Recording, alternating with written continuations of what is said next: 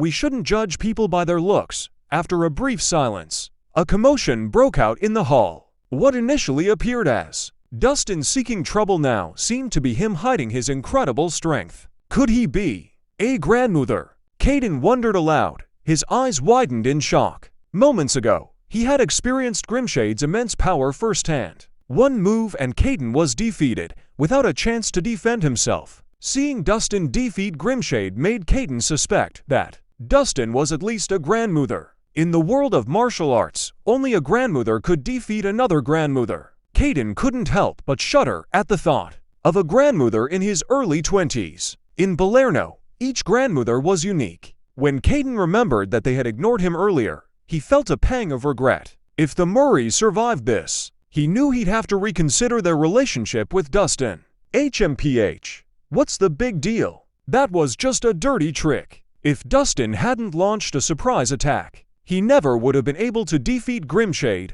Evan grumbled. He couldn't accept the result. Exactly. Grimshade was caught off guard, and Dustin's attack was sneaky. How appalling, Vivian added. In their eyes, Dustin's victory was ruined by his surprise attack on an unprepared opponent. It lacked the honor that martial artists should uphold. Evan and Vivian's words raised doubts in the crowd. People began to realize that Dustin had indeed struck first. And although he had won, it wasn't an honorable victory. I didn't know the Murrays had a hidden gem like him. I've underestimated him. Gage eyed Dustin closely. While most didn't know, Gage knew better. Dustin's punch had shown the strength of a grandmother. Gage knew that a regular martial artist wouldn't have been able to break through Grimshade's defenses. The fact that Dustin had defeated Grimshade, even with a surprise attack, demonstrated his incredible strength. Gage, it's time to surrender. Your plans will fail today, Dustin said calmly. Fail? Gage laughed as if he had heard a great joke. Young man, you're so full of yourself. I've been planning this for 5 years. Do you really think you can single-handedly thwart my plans? Oh, do you have any tricks up your sleeve? Dustin asked. So, you want to see my tricks? Fine, I'll show you. Gage taunted. He held out his hand, and a fist-sized bullet shot out from his sleeve, aiming straight for Dustin's face. Dustin narrowed his eyes and raised his hand, fending it off with a punch. An explosion rang out as the black bullet disintegrated. However, from within the explosion, a golden net shot out. It wrapped around Dustin with lightning speed, holding him firmly. Dustin frowned. He tried to break free, but realized he couldn't escape the golden net's grip. What in the world? Is this dragon rope? Dustin's expression grew serious as he realized the gravity of the situation. He knew the dragon rope was one of the few things that could trap a grandmother. Renowned for its incredible sturdiness, it could withstand blades and fire. Even a grandmother would be helpless if tied up with it. However, it was a protected item of the Martial Arts Union.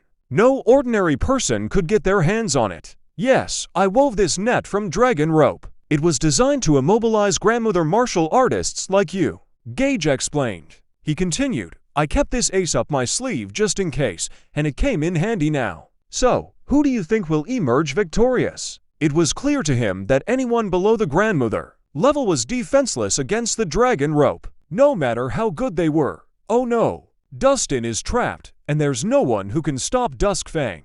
Caden's face turned pale. Dustin's earlier display of strength had given Caden hope, but he hadn't expected Gage to have another trick up his sleeve. Damn it, it looks like there's no way out, the Murray family members sighed. Their fleeting hope had now turned into despair. Christopher, no one can help you anymore, Gage said coldly. Either you apologize to my late wife, or I'll wipe out the entire Murray family. Christopher retorted, you're playing with fire, you bastard. I'd never apologize to a spy, even if I were in the wrong. Don't try my patience. Gage gritted his teeth. Christopher stood firm, his resolve unwavering.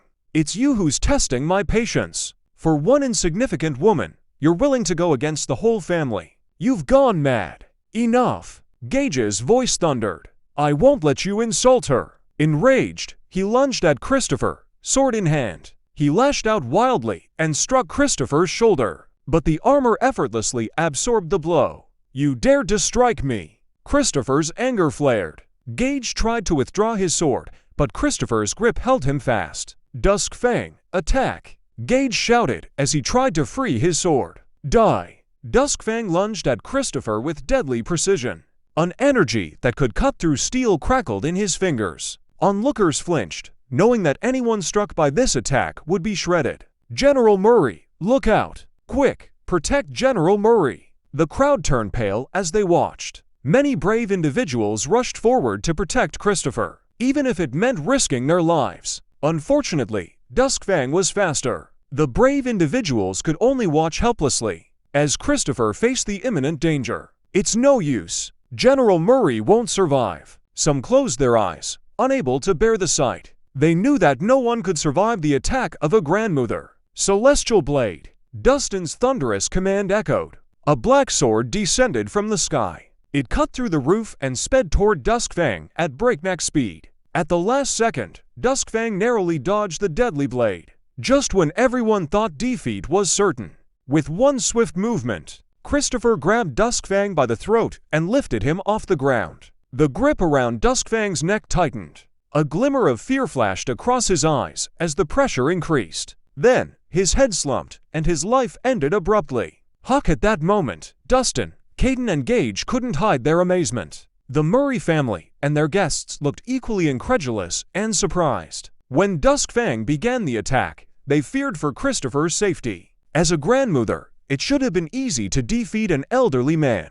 But the outcome defied all expectations. Duskfang failed to hurt Christopher and paid the ultimate price. Christopher caught him in midair without a glance. He snapped Duskfang's neck with ease, a shocking display of power. Did I see that right? Duskfang is dead. Oh my goodness. To defeat a grandmother in one move. That's incredible. So, General Murray is the real powerhouse here. We underestimated him.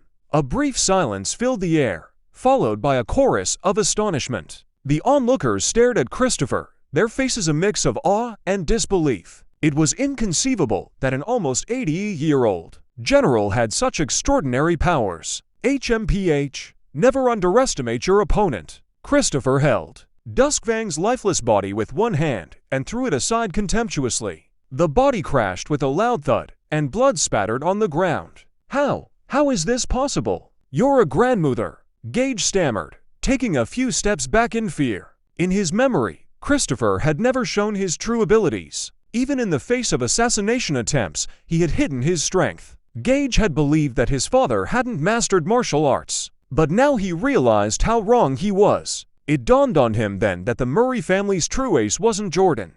It was Christopher. How do you think I became a general? Christopher retorted with a piercing gaze. He added, I've fought on the battlefield for decades and been in countless battles. Would I be alive today if I didn't have certain skills? You've been deceiving us for decades. Gage gritted his teeth, a bitter taste in his mouth. I protected against enemies, not against gentlemen, Christopher explained. He continued, all these years, I've been hiding my abilities to give you all a chance. I want you all to shine and succeed without living in my shadow. Throughout history, there have been few Dragon Marsh Grand Generals and Kingdom Protectors. They were scholars and martial artists of exceptional caliber. To reach their level was almost impossible for later generations. As long as Christopher remained in power, his sons had no opportunity to rise. Thus, he decided to step down early, allowing his sons to surpass him.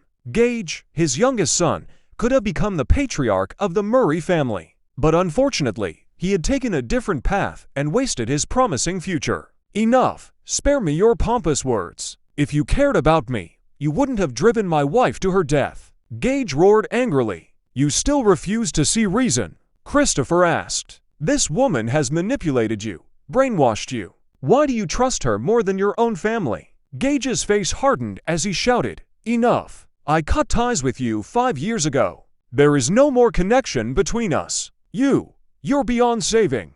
Christopher felt despair rising inside him. He had told him everything, but Gage wouldn't listen. He couldn't understand why Gage was so reluctant to see the truth. Christopher, maybe I underestimated your strength in the Murray family. But if you think you have the upper hand, you're wrong.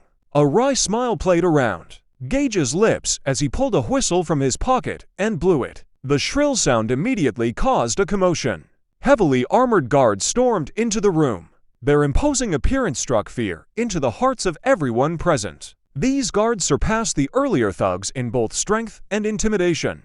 These are my hand-picked Death Warriors, a team I've carefully assembled over 5 years. They are experienced and battle-hardened. Their armor is forged from dark iron that can withstand blades and flames. Not even grandmasters can defeat them, Gage declared. He continued, I know they can't kill you, but with one command from me, they'll begin a relentless fight. Everyone in this hall will die, Gage threatened with a maniacal laugh. He was prepared to go to extremes, determined to make Christopher feel the pain of losing loved ones. He's gone mad. Why is he trying to kill us? Yeah, he's got issues with the Murrays, not us. We shouldn't be dragged into it. If I had known I was going to end up in this mess, I wouldn't have come to the celebration.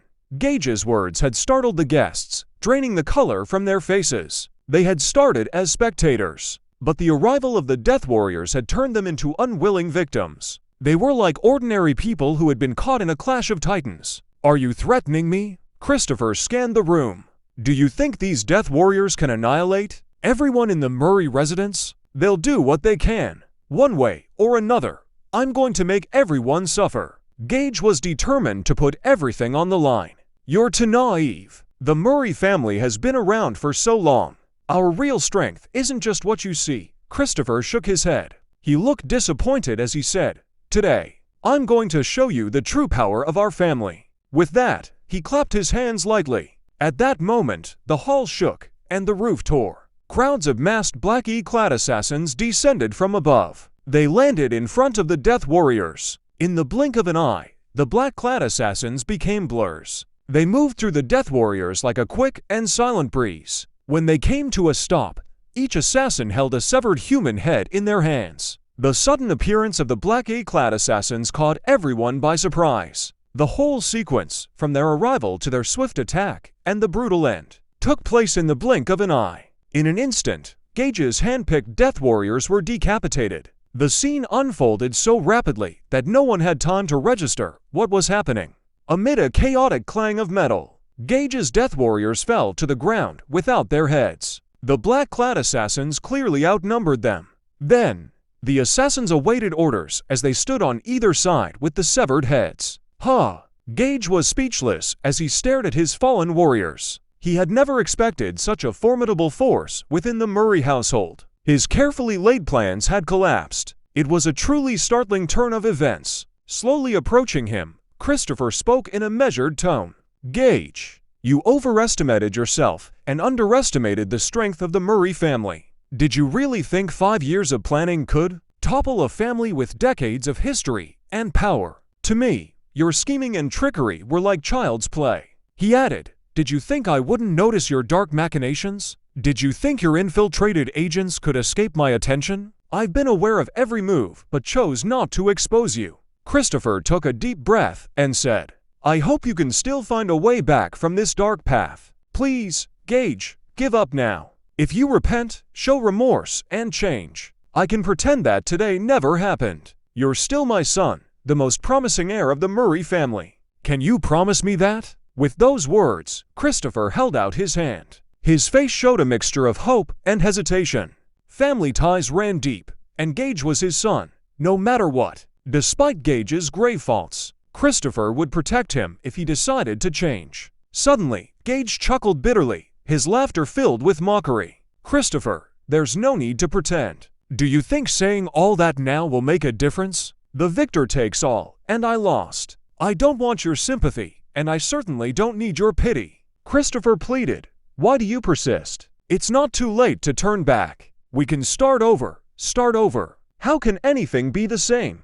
Can you bring my wife back to life? That's absurd. Gage's face contorted with malice. I admit defeat, but even if I die, I'll take some of you with me. I want you to live with that regret. With these words, he displayed a series of explosive devices strapped to his body. Gage, please do not do this. Christopher's face finally showed fear and concern. The others in the hall panicked and quickly scattered. They had never imagined that Gage was carrying so many bombs. This was a suicidal act. Go to hell.